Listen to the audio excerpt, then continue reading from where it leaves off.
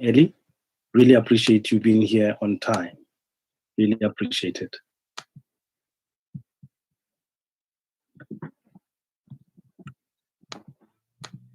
My name is Ichaba Mutsialwa. I'm from the Speaker's Firm. Welcome and thank you for choosing to join the Empower Entrepreneurs Digital Conversations, the COVID-19 discussion hosted by EmpowerWorks. A very special welcome to our keynote speaker, Mrs. Nadia Starr, CEO of the Insurance Sector Education and Training Authority. We have a broad representation of stakeholders joining us directly via Zoom, and they will post their questions directly on the chat box. There will be Q&A at the end of the keynote, and we'll respond to as many of the questions as possible. To get a direct invite to the next talk tomorrow, the 19th of May 2020, by Mr. Kandani Msibi, Group CEO of NUMSA Investment Company, please contact the following WhatsApp number, 082 088 5262, or visit the EmpowerWorks website, www.empowerworks.co.za, where you can also get information around empowerment, empower women, empower youth, speakers firm, leadership summits, and other events that EmpowerWorks hosts. We are live on the following EmpowerWorks digital platforms: YouTube, Twitter, Facebook, and the hashtag that we follow for these conversations is hashtag Empower Entrepreneurs. COVID-19 has changed the world. Training is on hold or online. Some people have even resigned, taking this year as a gap year and to resume their training next year. We do need well-trained people with relevant sharpened skills to get the economy going. We cannot afford to stumble or have a false start on training. That is why a conversation with anybody that has an impact on training is so crucial at this point in time. I'd like to hand over to our keynote speaker, Mrs. Nadia Starr, CEO of the Insurance Sector Education and Training Authority, to take us through the keynote. Over to you.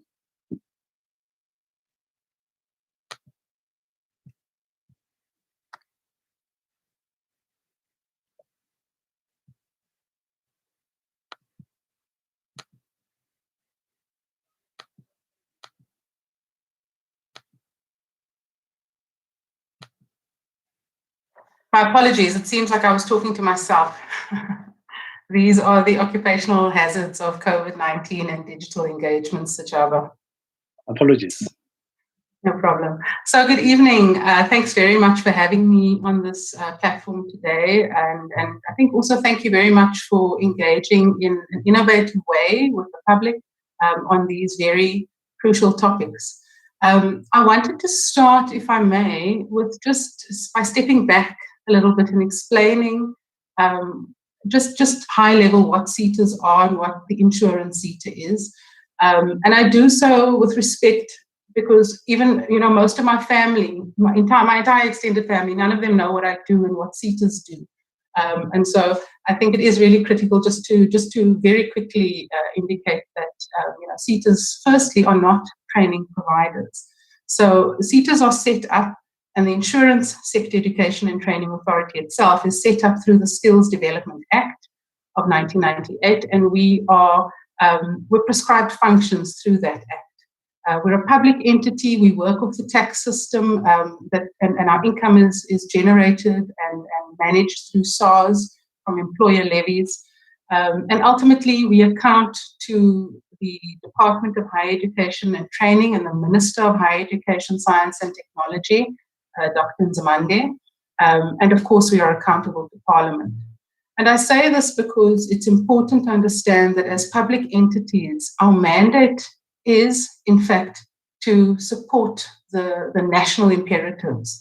And so our objective is to provide adequate and relevant skills for the insurance sector, but we do so within a broader mandate of transformation and providing access and, of course, addressing poverty and unemployment. And so really our work is around skills development and transformation broadly in the insurance sector. Now, I think the analogy that I always like to use is that we are placed as the bridges between the world of work and the world of education.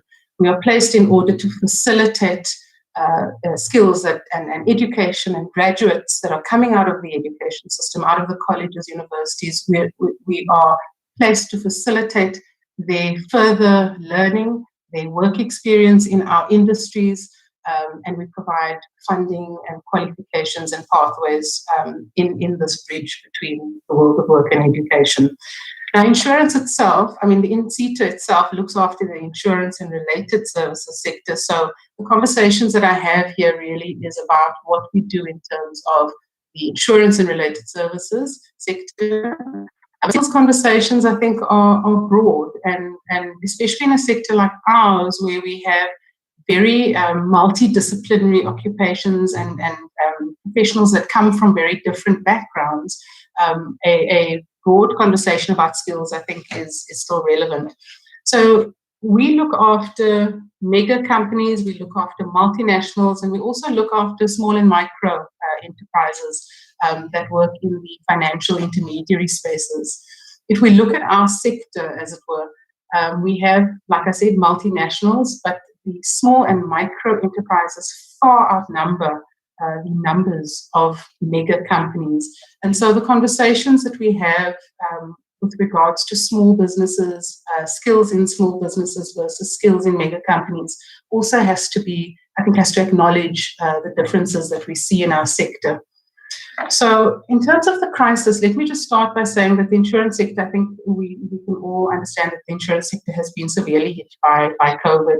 Obviously, we're working from home, we're working digitally, but we've been directly hit in that premiums have been affected, new businesses declining.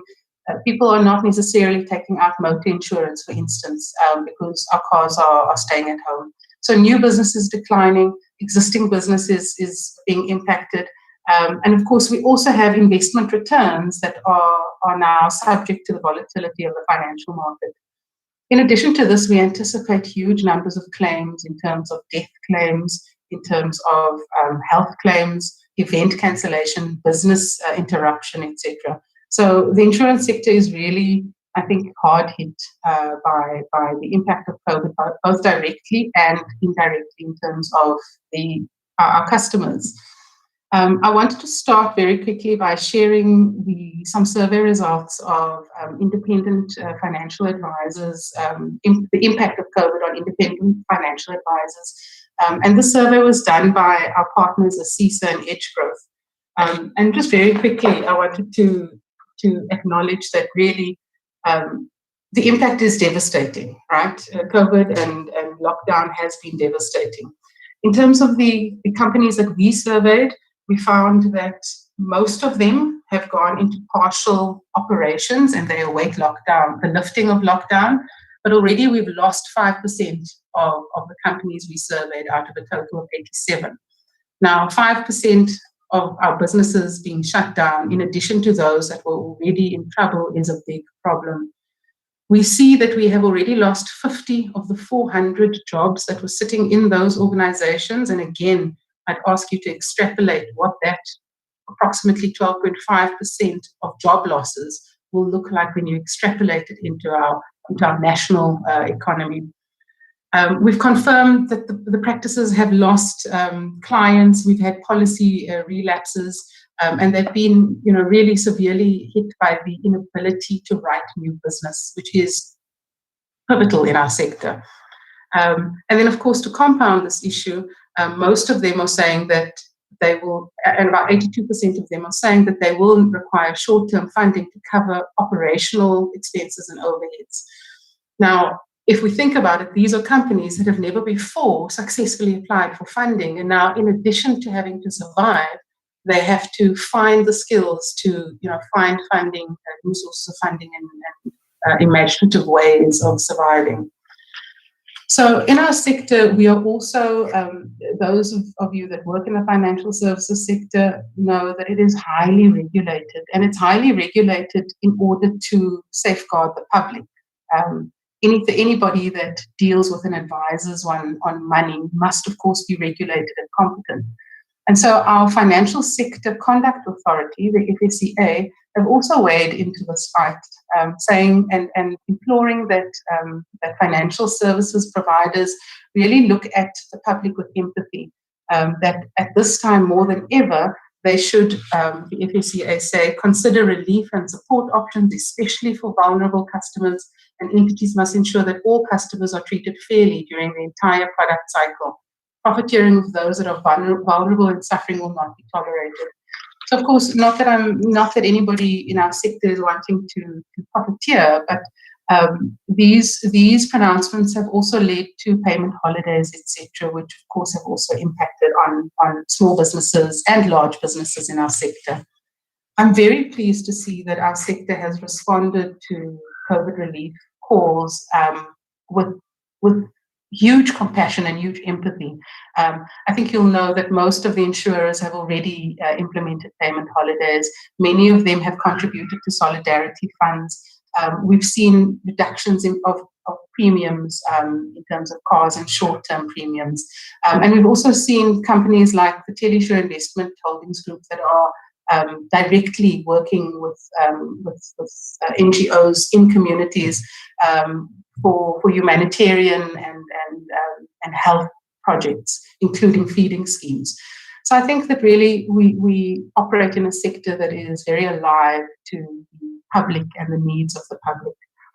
If I step back very quickly and I look at micro, small, medium enterprises nationally, there was a very good report, a joint report by the World Bank and the IFC, the International Finance Corporation, in partnership with our National Treasury.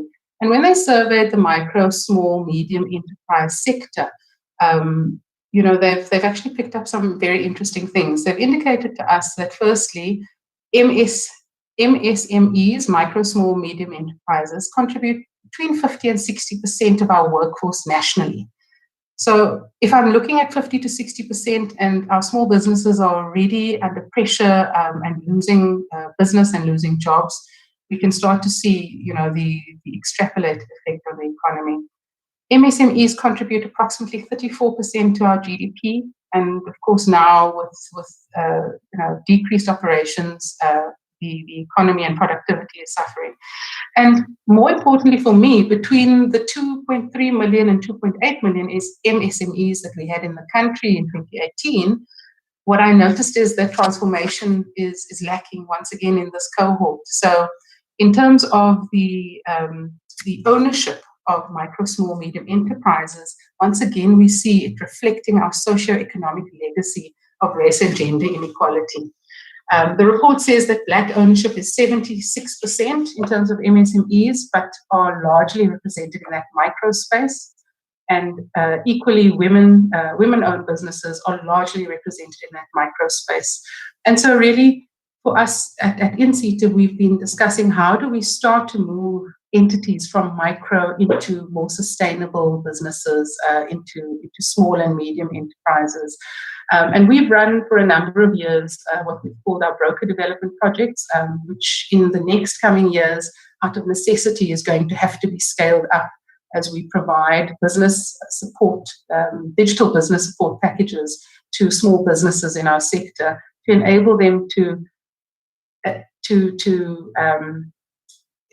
access relevant just-in-time skills that might not necessarily be in a full qualification through a bursary route, but is required for their business management right now.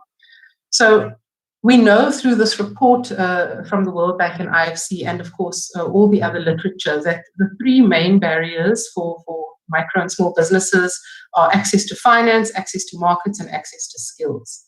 In terms of access to skills, that is where the SETAs operate. And so whilst I empathize with issues around lack of finance and lack of marketing, that's not necessarily where my mandate sits and not where I'm able to assist. When it comes to skills, however, this is the conversation that we must have in terms of what are the relevant skills that small businesses and micro enterprises specifically need to push their businesses forward, and in so doing create jobs and have an impact on our economy. Unfortunately, there is a massive lack of data in terms of what it is that small businesses need specifically. So while we know that business owners require business management skills, we also know that different business owners require different portions of those business management skills. Some might require assistance in terms of financial management, others might require HR assistance. And so it is never a one size fits all, unfortunately, when it comes to small and micro enterprises. And so, like I said, at InSitu, we're working on how do we detach these different components of skills and provide them in our upcoming digital series. We also know that businesses require access to skills in terms of the entrants that they bring in. Now, the skills that small businesses and micro enterprises bring in are incredibly important in two ways. Firstly, it grows the business. If you bring in the right skill and you're able to really mentor and coach that skill in a sustainable business journey that then brings you productivity and profit. But for the country, it's important also that we are able to open up particularly small businesses. Like I said, you are employing 50 to 60% of our workforce. And so it is important that we're opening up these small businesses to access skills so that young, unemployed people are also able to get the opportunity to gain work experience. Because the research also shows us emphatically that young people without work experience are dead in the water, whereas those with work experience coupled with some education have a much better chance of being further employed. So in our sector, in the insurance sector, there are a number of opportunities, I believe, to engage in. And many of them are really ultimately prior to COVID. We have a sector that has been an early adopter of technology, and with the adoption of technology, of course, have come opportunities for innovation, for advances in our value chain, and also, of course, comes the need for digital skills. And so we really are looking for particularly digital skills, actuarial skills, and cybersecurity skills, analytics, data science, etc. So there are vast opportunities in those spaces.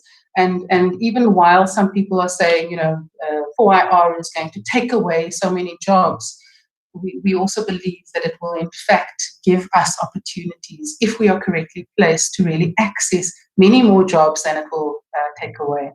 The problem is, of course, that we really do need to provide the right skills so that we have the right people being able to access the right opportunities. What InSitu has done in this context is we have for the last 2 to 3 years partnered with public TVETs nationally, and the public TVET space is really one where we are proud to say that we are able to really penetrate nationally because our public TVET colleges have an incredible footprint. We are also able to, from those public TVET programs, which are starting to take off quite nicely in terms of the insurance courses, we are starting to see that we can look for articulation, which means you graduate from the college and then you move on into, for instance, the university or the private institution that does our higher level insurance technical skills.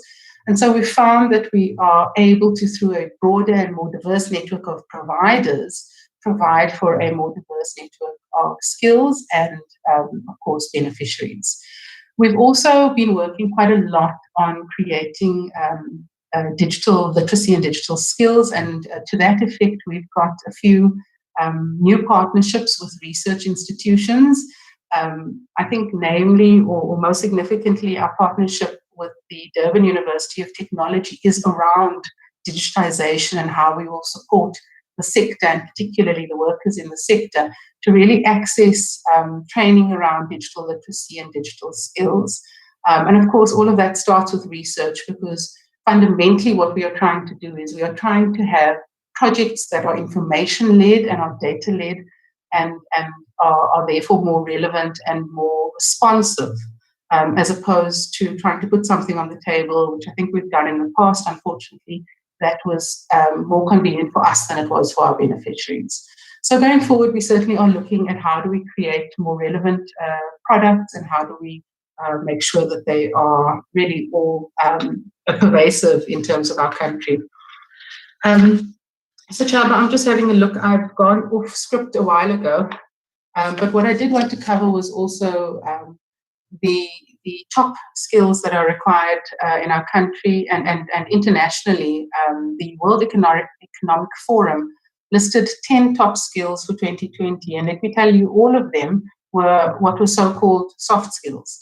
And I say it with inverted commas because I think we all know how very hard these soft skills are. When I talk about creativity, when I talk about emotional intelligence, critical thinking, complex problem solving, the whole list of the top 10 of the most critical skills internationally really is a reflection of the ability of people to work with other people and to work within really complex and interrelated systems.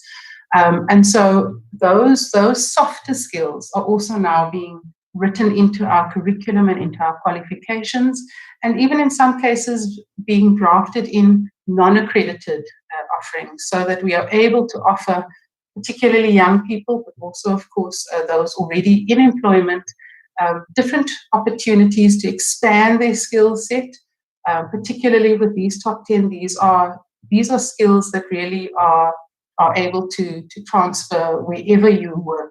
You don't necessarily need to be in the insurance sector. So as we look forward and as we look at our future world of work, I really actually have more questions than answers, Chava. And that's why forums like these are so important. Because ultimately, as a SETA, we look to the public to say, what is it that we need? What is it that is going to give you the best opportunity to expand yourself, to develop yourself, and ultimately to be employable? And we do so within a really volatile and changing world. Even outside of our COVID issues, we are already in a world where there is an artificial intelligence citizen of the world, Sophia, who has been given citizenship. In the very near future, when my kids are, entering the world of work, will they be working alongside AI workers? And what kind of skills do we need to give them to not necessarily compete, but cooperate and work with AI and technology? We are operating in an economy that requires and I think necessitates the systemic evolution and supporting of gig work. In the UK and the US, I think people are operating in this gig work sector to the tune of about 34 to 40% of people are operating in the gig work sector. And really in our environment, very often we're looking for somebody who has that very deep expertise in a specific area. For instance, if I were going to do a PowerPoint, I'd need somebody to help me with design. And so a gig worker could come in and offer me just that component of their skill. And we're starting to see these models of work coming to the fore. How then does one work in a world of work that requires constant upskilling if people aren't necessarily bound to an employer for 20 years as they've been in the past? So our skills conversation needs to be very fluid and very broad in terms of the base that we are providing skills to. And then also we need to think about how do the next generation of people think and learn. As we sit now homeschooling our kids, very ineffectively, I must add, I'm noticing that my kids don't have the same, I can't talk and relate to a kid. They relate to each other very well. And what you find is that kids teach kids very well. And so going forward, how is that going to impact on our skills system?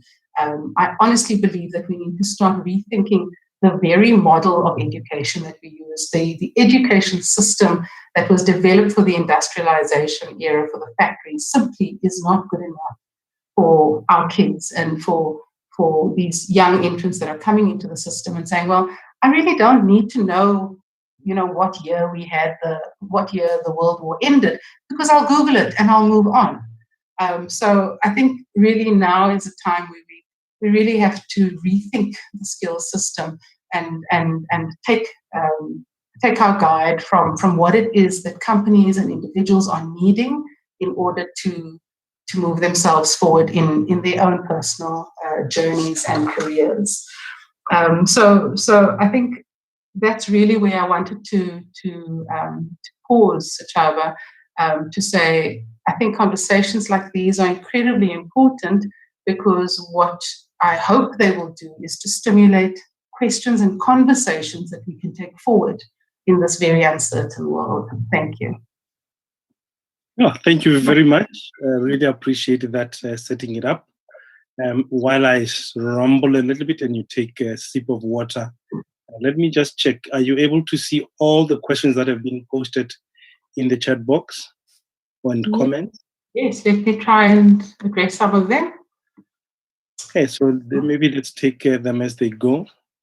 Sure. And also, if you don't mind, read the question, because we are live on other digital platforms and people will need the benefit of knowing what question you are responding to. Yeah. Okay. All right. So good evening to everybody. I see there were a couple of salutations. Edward asks, what is NCTA doing to upskill community societies that play an important role in funerals?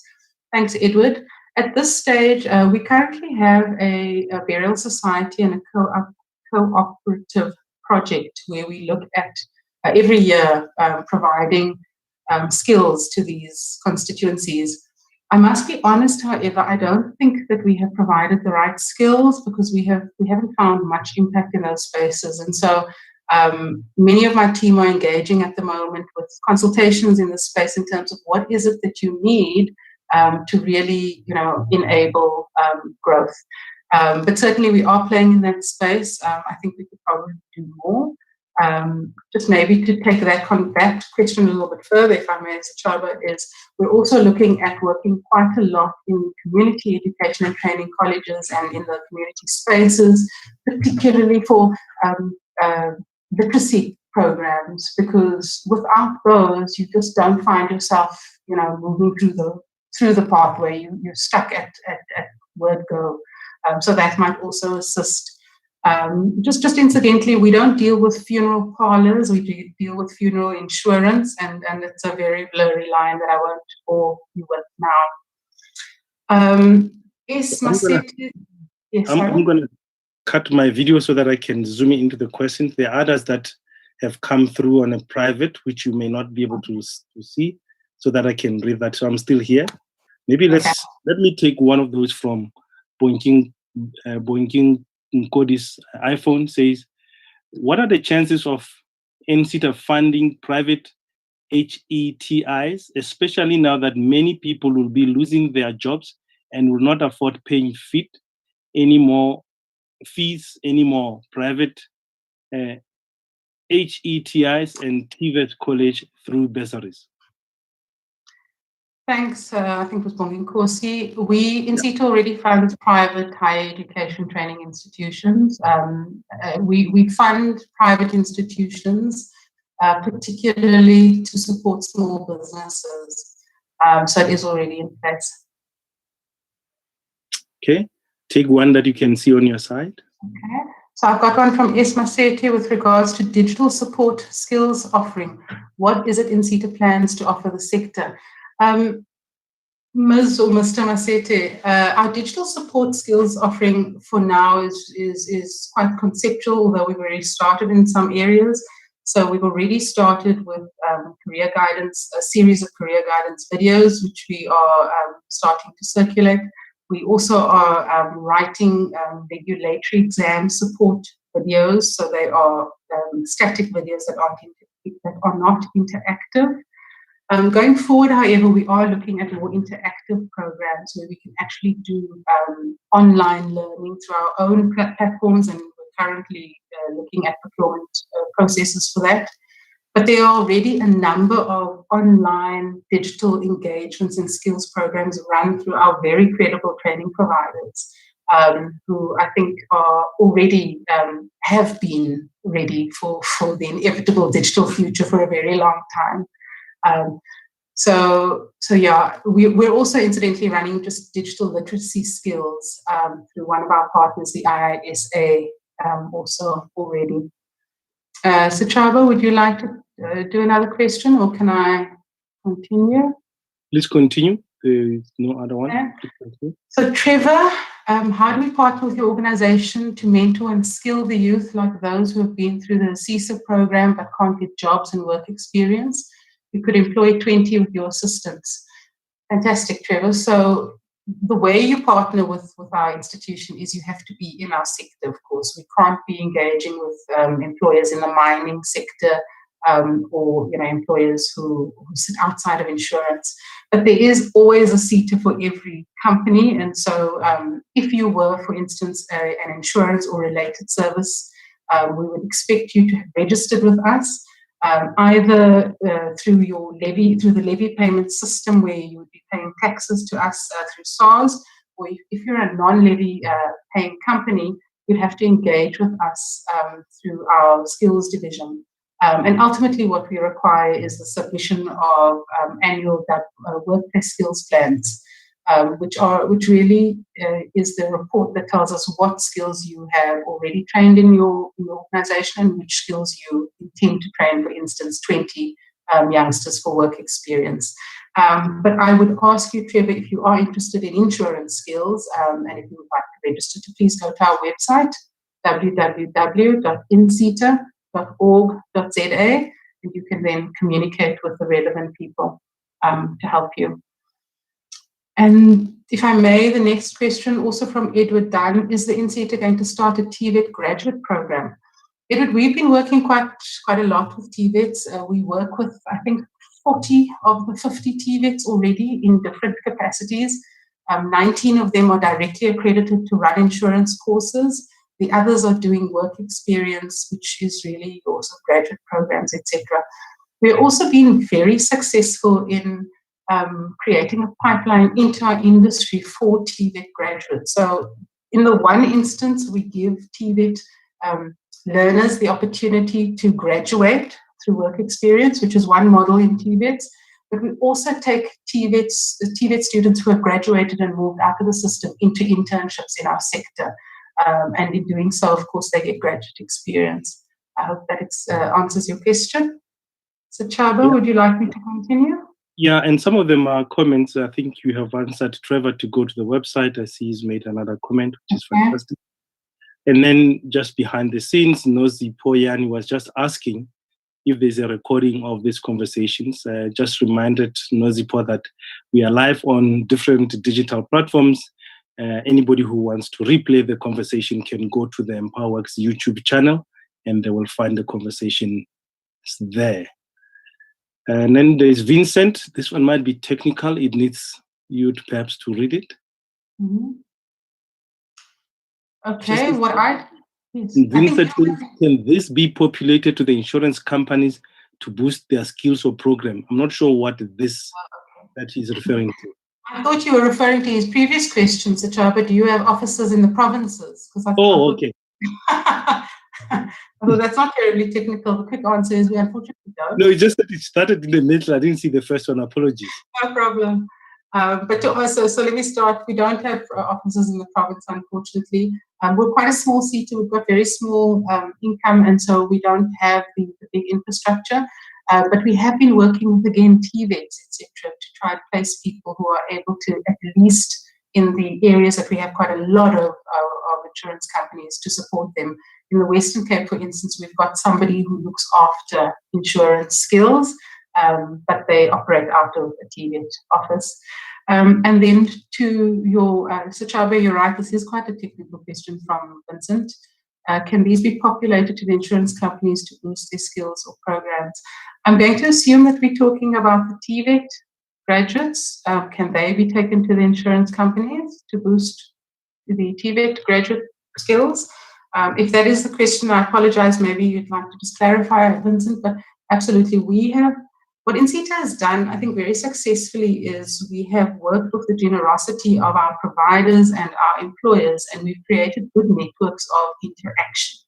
And so what we very often do is we put people in touch with other people. And our TVET program has done that very well, where we've seen big companies engaging with the TVETs and really creating mutually beneficial relationships. I hope I've answered your question, Vincent. Yeah, over to you, ma'am. Okay, thanks, Sachaba. OM 23812, new learnership program focus areas for 2020. Is wealth management still the most important focus areas? How about data science, analytics, coding at different levels? So yes, absolutely. We are looking for new learnerships all the time. We've just registered our financial advisor suite of qualifications, and they are a suite because financial advisors work in different classes of business. And as soon as a qualification like that, for instance, is registered, we then look for learnership registration with the department. And so ultimately, every qualification that we certainly offer, we look for registration as a learnership for things that don't necessarily sit with us. So let's talk about data science. I mean, you bring up one of the most critical skills in our sector. We don't necessarily have a learnership registered against data science, but what we certainly do is fund it. So we don't have to have a learnership. Remember, folks, is just a vehicle, it's a qualification. A learnership simply provides you with the funding and the partnerships to achieve the qualification, wealth management for data science, incubate, etc. And so what I'm trying to say is that we might not have learnerships registered, for instance, for data science, bachelor's, honors, but we will fund those through bursary programs. And absolutely, we do want to look at data science, analytics, coding, etc. I then have G. Watkins at Nadia. Are you open to partner with a private technology college that upskills unemployed youth? Primary focus is the 4IR skills. If yes, how can we make contact? You are welcome to contact me. Our emails are again on our website, but the easy one is ceo@incita.org.za. And we'll sift through any suggestions that you have there. Thanks, Miss Watkins. Fresh IT. Digital skill that you're planning is for employed or unemployed, for everybody.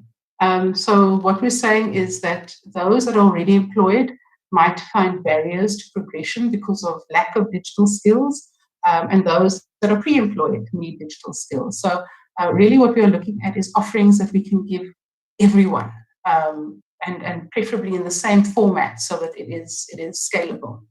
But absolutely, we're looking for employed and unemployed. Perhaps as you take a sip of water, I can read this one that you can see from Lionel. One of the biggest requirements and needs in the education industry is online/e-learning platforms that are easy to use, acceptable by the SETA, standardized online policy and guidelines. Providers are in need of this support. Are you working towards assisting MSMEs with these online platforms? Thank you for that question.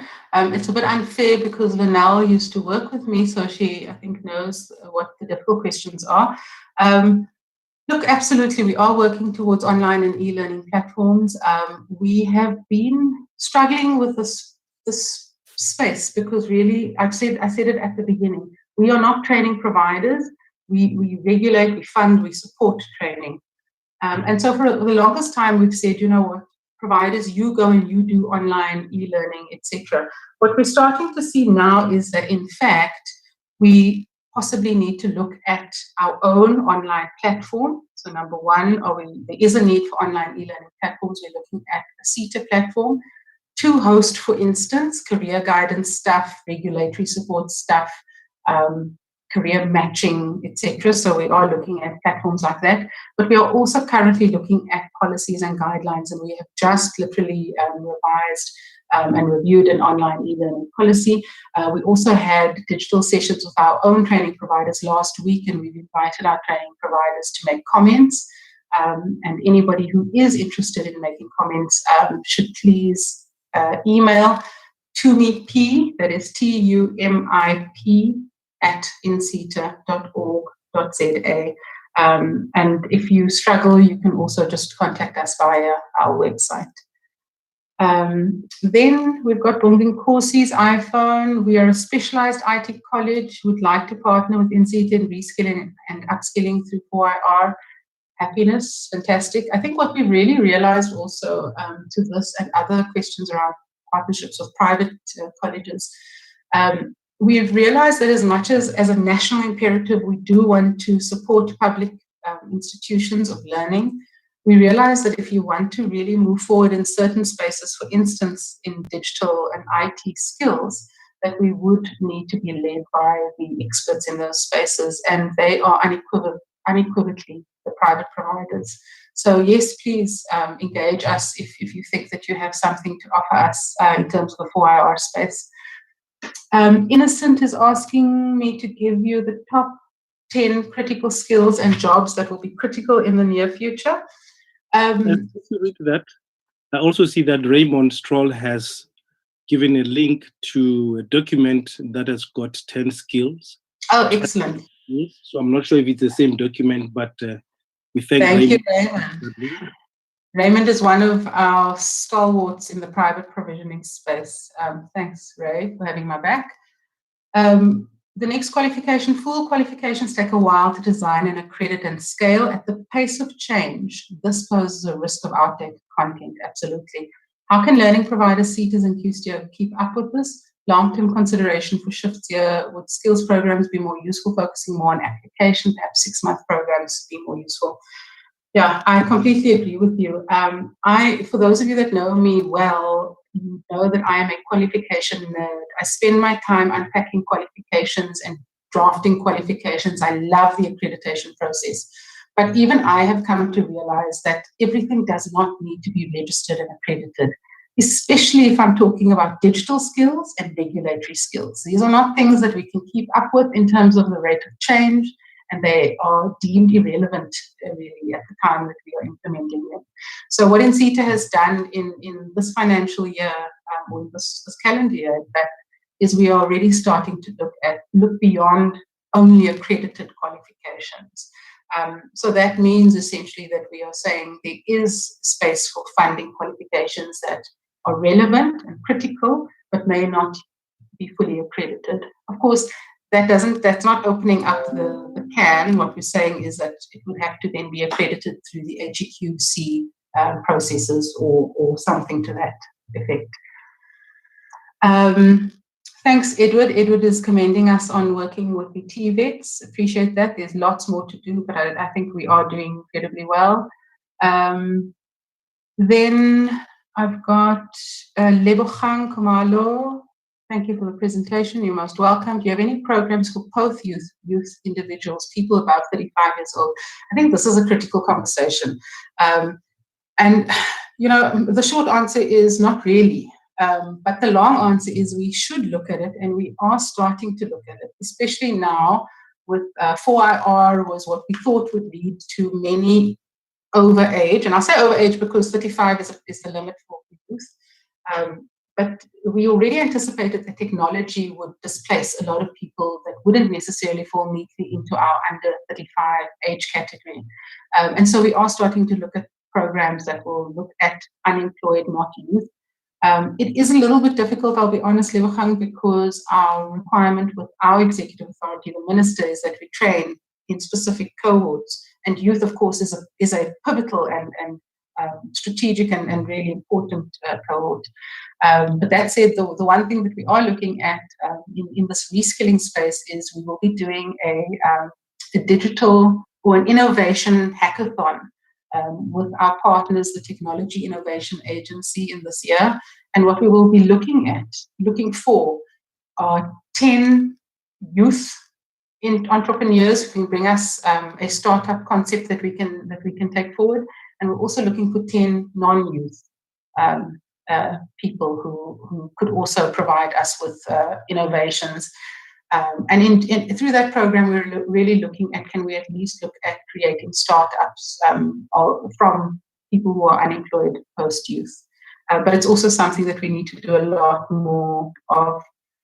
Odwa, well done in CETA for the great work in relation to the current environment. How ready are CETAs in delivering learnerships digitally?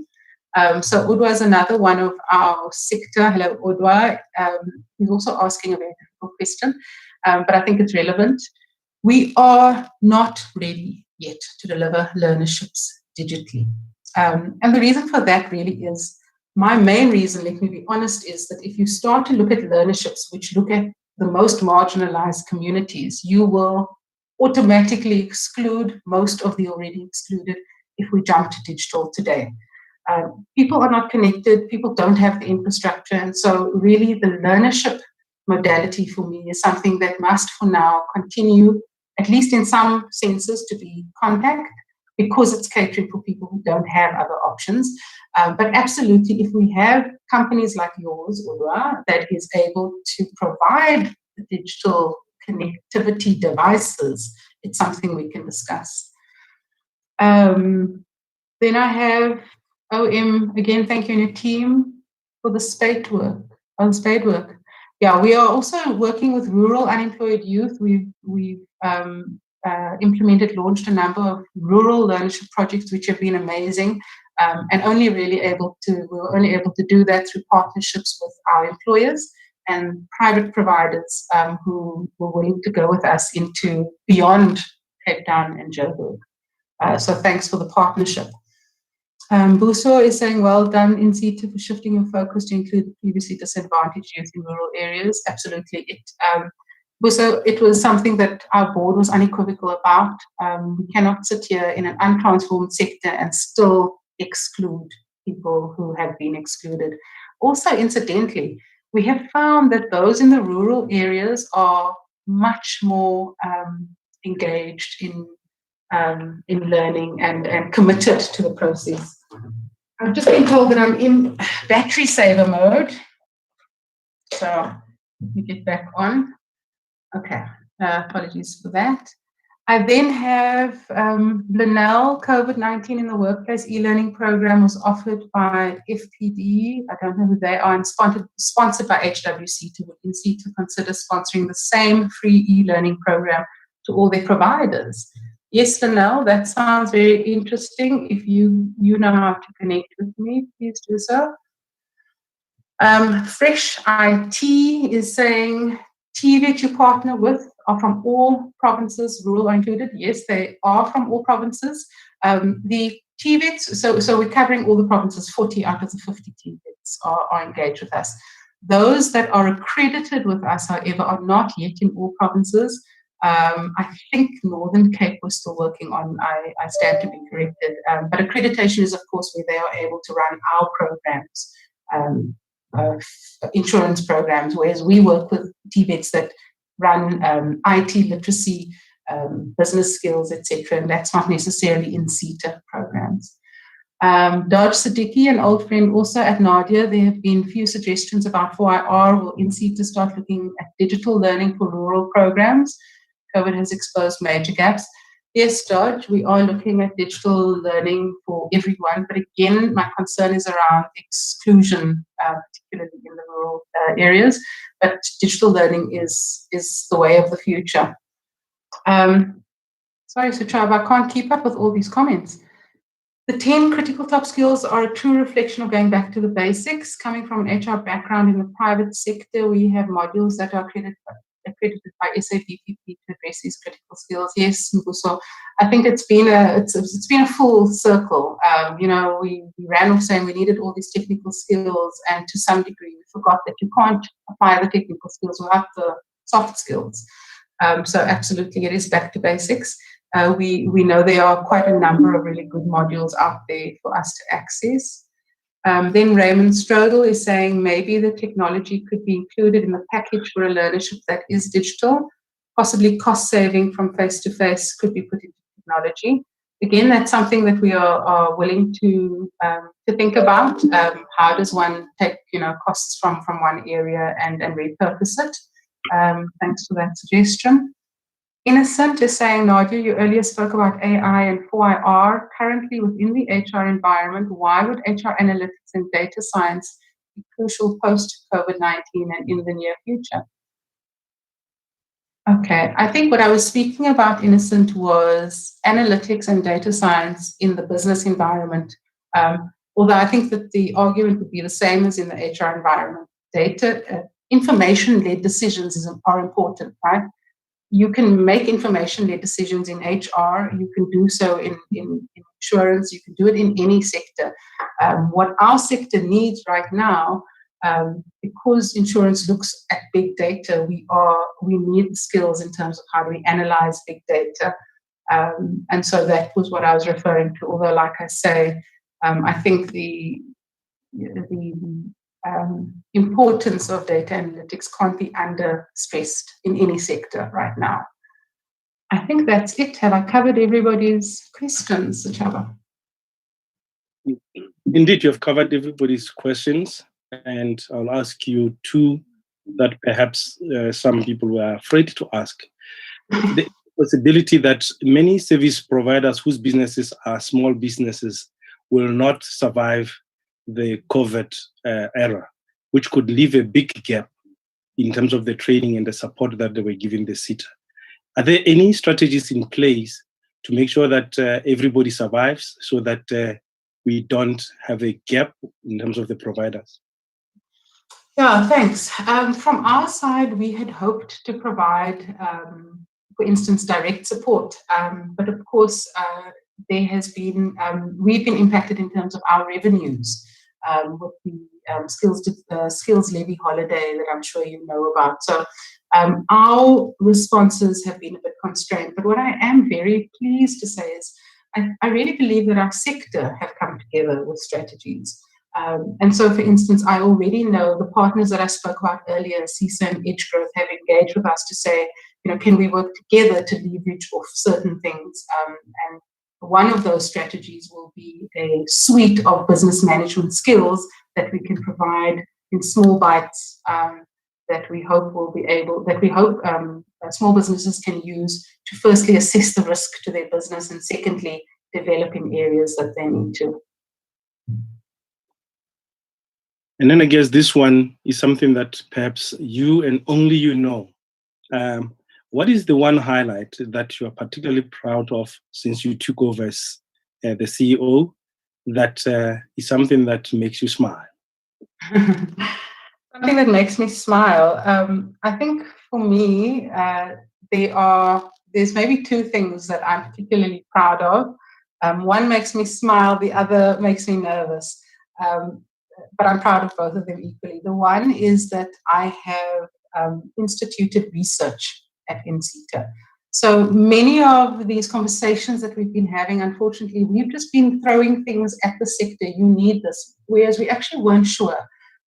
What we've done is now we've taken a step back and we've capacitated our research internally and we've got partnerships with universities externally so that we can also be led by fact and research in terms of our decisions, in terms of how we disperse our funding. So I'm incredibly proud, and it does make me smile that we are seeing research capacity.